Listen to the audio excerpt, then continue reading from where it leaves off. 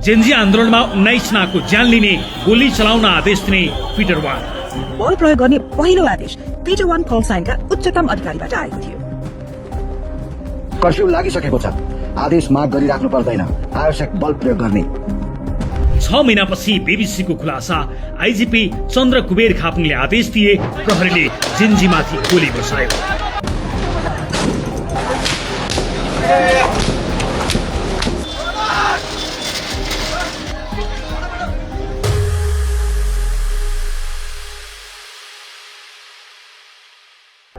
गएको भदौ 23 गते अर्थात् सेप्टेम्बर 8 दिउँसो सुशासन माग्दै प्रदर्शनमा उत्रेका 19 युवा प्रहरीको गोली लागेर नयाँ बानेश्वरमा ढले।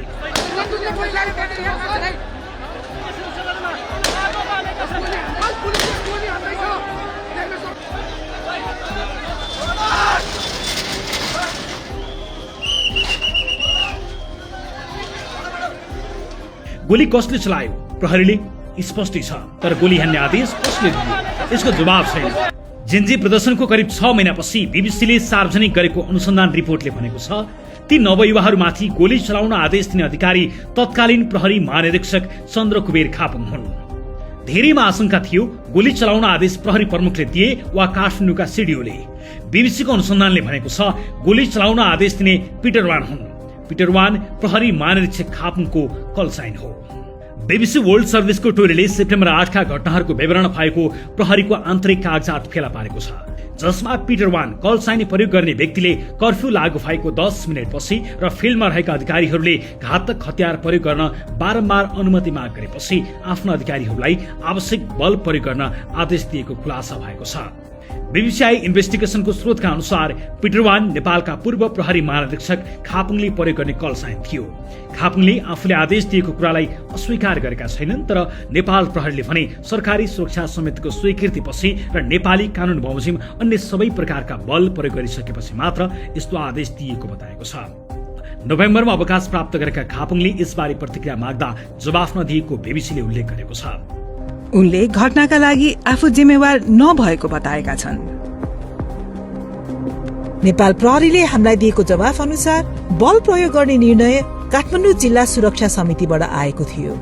प्रहरीका अनुसार समितिले बल प्रयोग गर्ने निर्णय दिनु अघि प्रहरी महानिरीक्षक खापुङले त्यस प्रकारको कुनै आदेश दिएका थिएन।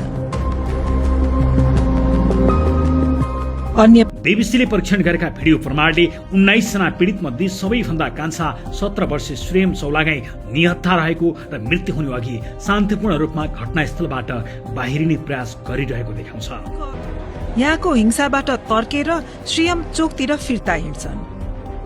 यिनै उनका अन्तिम पाइला हुन्छन्।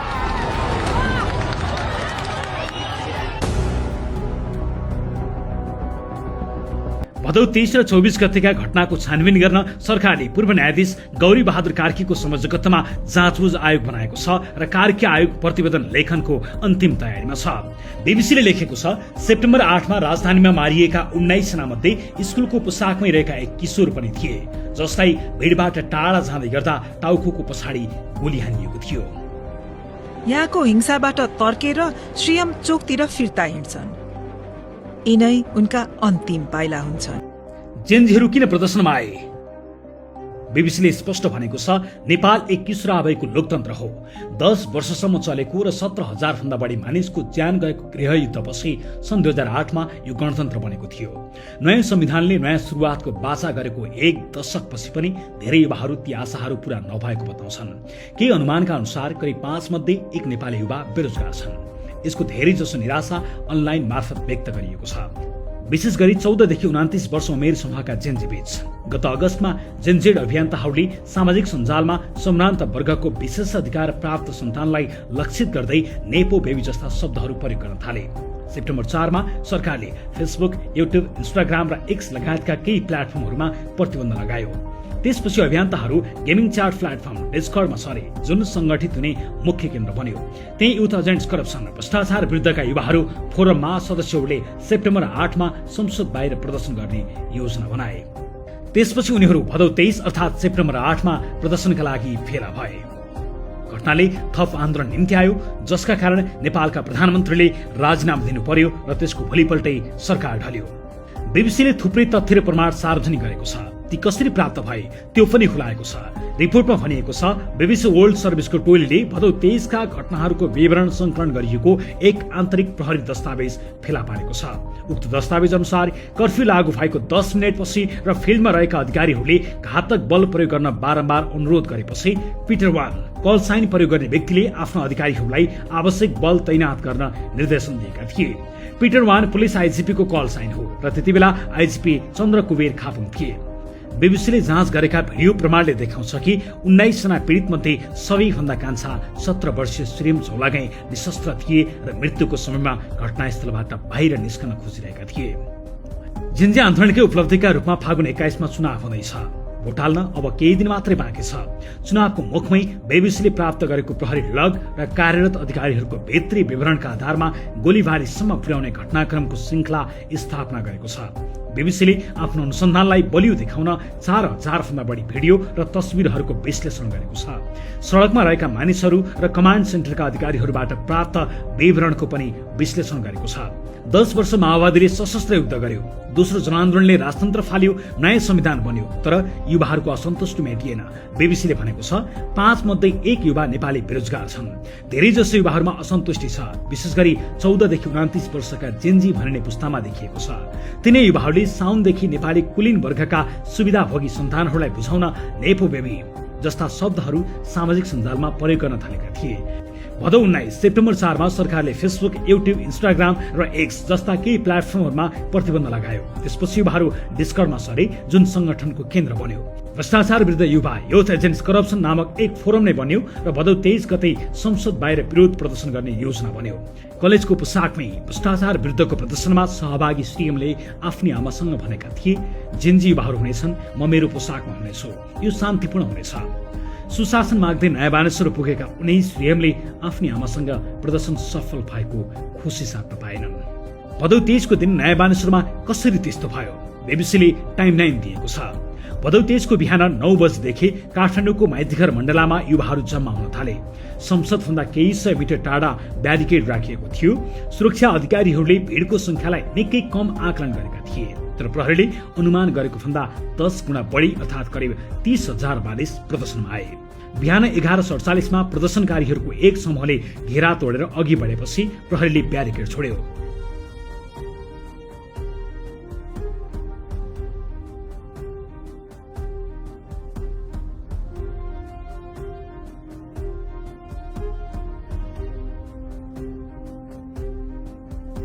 बाह्र बजेर 15 मिनट जाँदा प्रदर्शनकारीहरूको एउटा समूहले संसद परिसरको पर्खाल नाग्यो।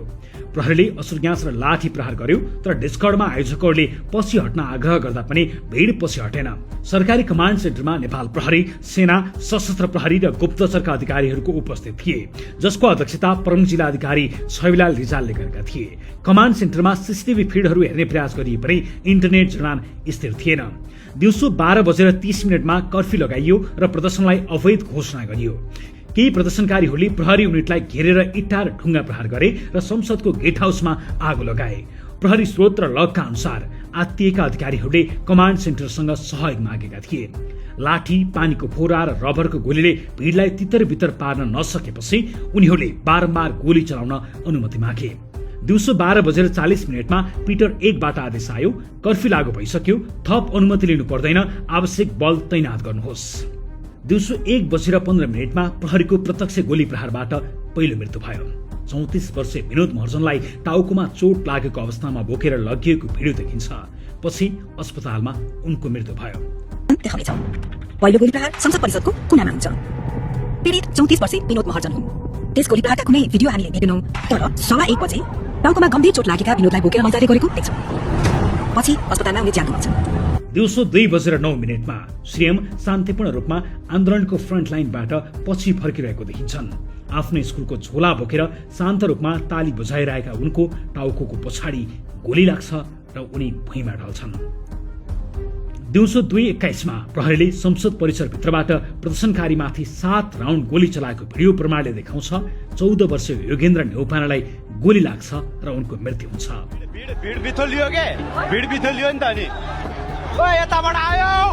केही सेकेन्ड पछि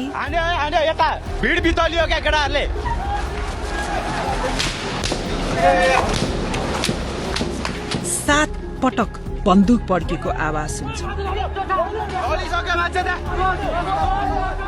र रगत बगाउँदै ज्यान गुमाइरहेका योगेन्द्रलाई देख्छौं। यस क्यामेरा एंगलले उनलाई यो अवधिमा प्रहरीको गोली लागि धेरैजना घाइते भए। बेलुकीसम्म 19 जनाको मृत्यु भएको रेकर्ड बाहिर आयो। भदौ 23 को हत्याबाट क्रोध नेपालीहरू भोलिपल्ट सड़कमा उत्रिए, जसले गर्दा हिंसा झनै बढ्यो।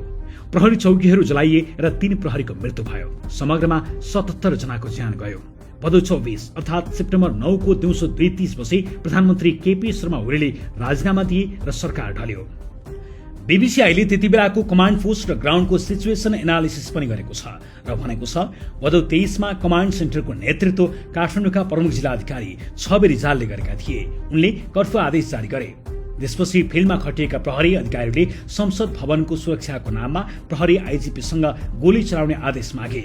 त्यति बेला उनले भनिदिए गोली चलाउन आदेश मागिरहनु पर्दैन, यसको सीधा अर्थ हुन्छ गोली चलाऊ।